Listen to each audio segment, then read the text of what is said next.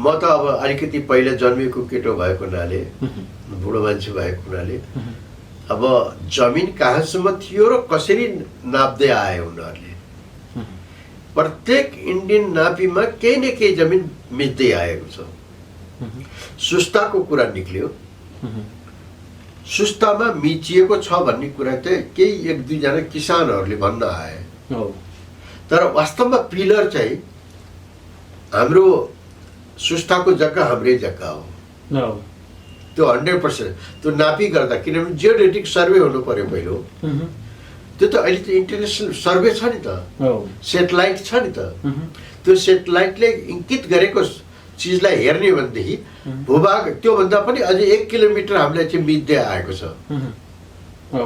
इन्डियाले अब त्यो चाहिँ हामी सायद कमजोर राष्ट्र भएर होला अथवा हाम्रा राजनीतिज्ञहरूले दृष्टिकोण दिन नसक्दा होला हाम्रो नापीमा खटिएका व्यक्तिहरूले त्यसलाई चाहिँ सही कुराले इङ्कित गर्न नसकेको होला केही मोनुपुलेट भएका कुराहरू होलान् त्यसरी हाम्रो मिच्दै आएको छ जस्तो कि हाम्रो चाहिँ अहिले भनौँ न धेरै यो प्रजातन्त्र पछि पनि धेरै उतार चढाउ कसैले चाहिँ लिपियाधुरा हाम्रो होइन पनि भन्न गयो जस्तो सुजाता कोइराला ऊ मोनुपुलेट भएकी छिन् कतैबाट बिकाउ छिन् उनले चाहिँ अब लिपियाधुरा हाम्रो होइन इन्डियाकै हो भनेर हेजार्डले भनिदिन् उसलाई त्यसको ज्ञान पनि थाहा छैन त्यस्ता त हाम्रा लिडर छन् फेरि अर्को बिकाउ छन् उतैबाट चाहिँ पलित भएर आएका छन् उतैबाट सङ्केत लिएर आएका छन् इभन मैले भन्नु पर्दा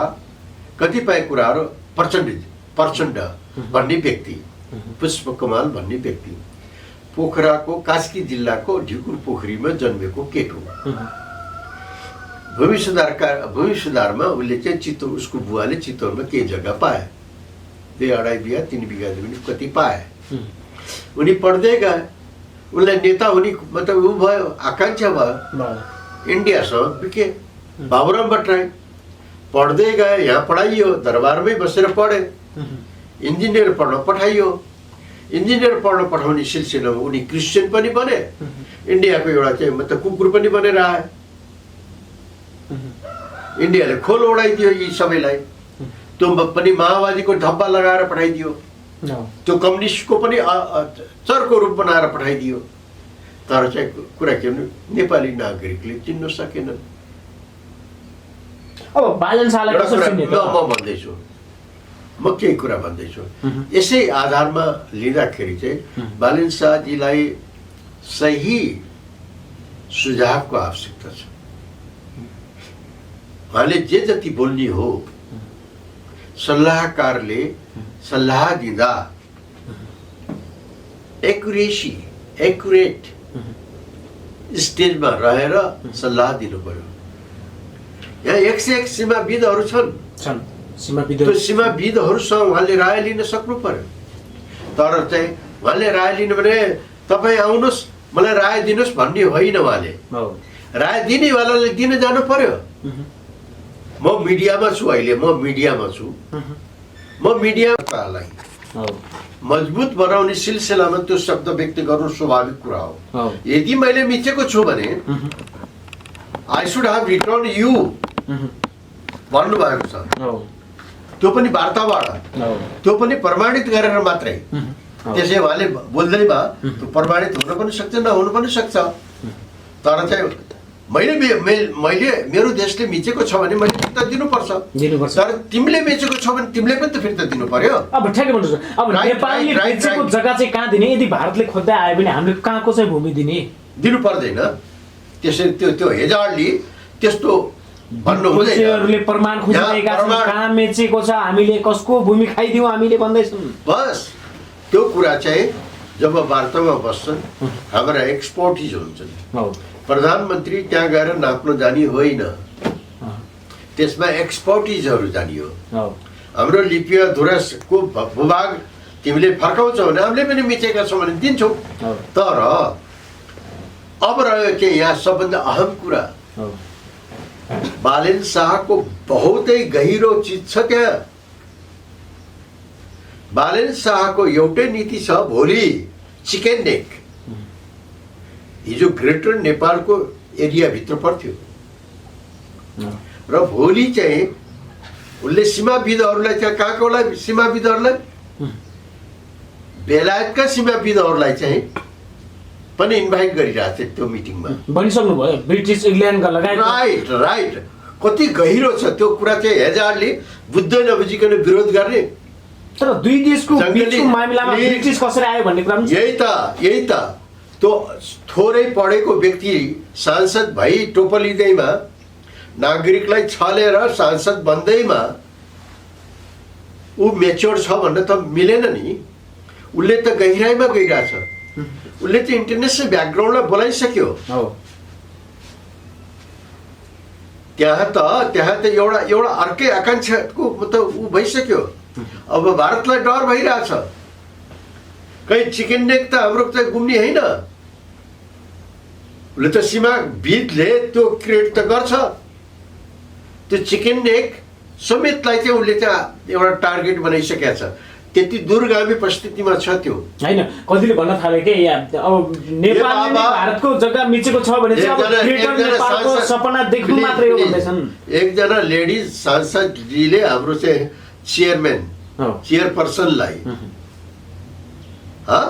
मुक्काले हान्न गइरहेछन् भन्दै नाको डाँडी भएको छैन सभामुखको मुक्काले हान्न गइरहेछ कति जङ्गली अवस्था त्यो सदन भनेको गरिमामय परिस्थिति हो त्यहाँ त एक एउटा अक्षरलाई केलाएर त्यसलाई चाहिँ मेच्योरनेस दिने हो राष्ट्रलाई मजबुत बनाउने हो डिफेन्समा रह्यो भनेर त्यो विरोधको निमित्त विरोधाभास गर्ने होइन डिफेन्समा रहेर त्यहाँ केही त्रुटिहरू छन् भनेदेखि त्यसलाई इङ्कित गरेर त्यसलाई सच्याउने हो त्यो नागरिकले वाच गरेर हेरिरहेको हुन्छ अबको नागरिक भनेको सक्षमतातर्फ गइरहेको छ अबको झन् युवकहरू र नयाँ जेनेरेसन भनेको त माटोलाई छोएर आइरहेछ भनेपछि त्यो परिस्थितिमा त्यहाँ हेजारले विरोध गर्नु भनेको चाहिँ अबको नागरिकले सहँदैनन् है प्लिज सम्पादकज्यूहरू यु इन द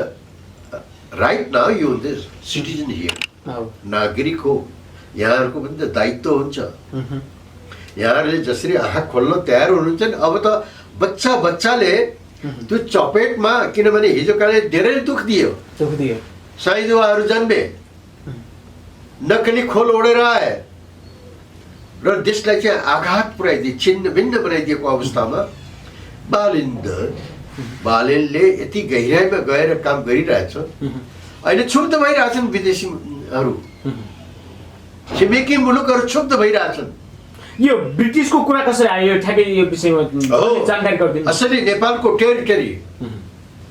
असली नेपालको टेरिटोरी कहाँसम्म हो नेपालले त्यो भूभाग कसरी पाउनुपर्छ भनेर त्यो मिटिङमा बस्ने बित्तिकै यहाँ उथल पुथल भइहाल्छ छिमेकी मुलुकको अवस्था त्यही हुनाले रविजीलाई त्यही आधारमा बोलाइयो तर गभर्मेन्टले बोलाएको छैन रविजीलाई एउटा पार्टीले बोलाएको छ पार्टीले एउटा राम्रो स्वागत गरेको छ एउटा पार्टीले अर्को पार्टीलाई एउटा देशको पार्टीले अर्को देशको पार्टीलाई राम्रो स्वागत गर्नु एउटा चाहिँ ऊ हो तर त्यसभित्र लुकेका धेरै कुराहरू हुन सक्छन् त्यहाँ रवि लामिछाने जाँदैमा सबै सिग्निफिकेन्स हुँदैन एउटा पार्टीले सल्लाह मात्रै गर्छ भोलिको मेच्योरनेस क्रिएट गर्नलाई उसले अब रवि लामिछानेमा त्यो खुबी के छ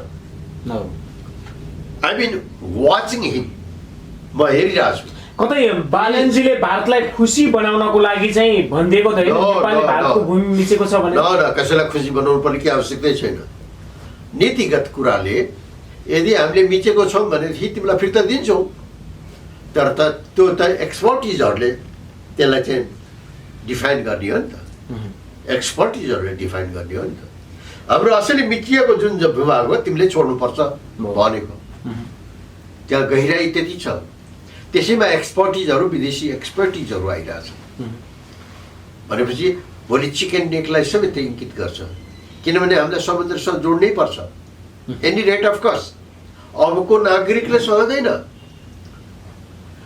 कसैले कुनै पनि विदेशले कुनै पनि मतलब लाइन लक बनाएर जथाभावी आफ्नो चाहिँ ऊ चाहिँ थोपर्न पाउँदैन। जसरी इन्डियाले पटक पटक हाम्रो नाकाबन्दी गरिरहेको छ, पटक पटक नाकाबन्दी गरिरहेको छ। अब चाहिँ हामीले आफ्नै भूभाग खोजेर आफ्नै चाहिँ इन्डिपेन्डेन्टली चाहिँ मतलब मुभ हुनुपर्छ। के त्यो भूभाग दिनलाई भारत तयार हुनुहुन्छ त? अब दिनुपर्छ भयो, त्यो त इन्टरनेसनल मुद्दामा जान्छ, दिनुपर्छ। उसले बाध्य गरिदियो, एउटा नैतिकताको रूप लिएर पनि, नैतिकताले पनि दिनुपर्छ। यदि नैतिकता भन्ने कतै देख्नुहुन्छ र तपाईँले? नैतिकता त कहाँ छ र त नि? नैतिकता त अहिले युक्रेनको राष्ट्रपतिले ती नागरिक मरिरहेछन्, अर्को देशसँग मोनोपोलिट भएर जुन लडाइँ लडिरहेछ, नेताहरूले अर्को देशसँग मोनोपोलिट भएर जुन लडाइँ लडिरहेछ, तमाम आफ्नो छिमेकी मुलुकलाई दुख दिइरहेछ। यो जङ्गलीपन होइन र? त्यो त जङ्गलीपन हो नि त। त्यो जङ्गलीपन कुनै पनि राष्ट्रलाई चाहिँ चाहिएको केही मिनरल छ भनेदेखि म तिमीसँग सही मूल्यमा किन्छु भन्न पाउनुपर्छ। उसले आफ्नो मूल्य तोके अनुसार पायो भने बेच्छ। उसको देशको चाहिँ चिजलाई उसको देशले कसैले चाहिँ त्यसलाई उ गर्नुहुन्न।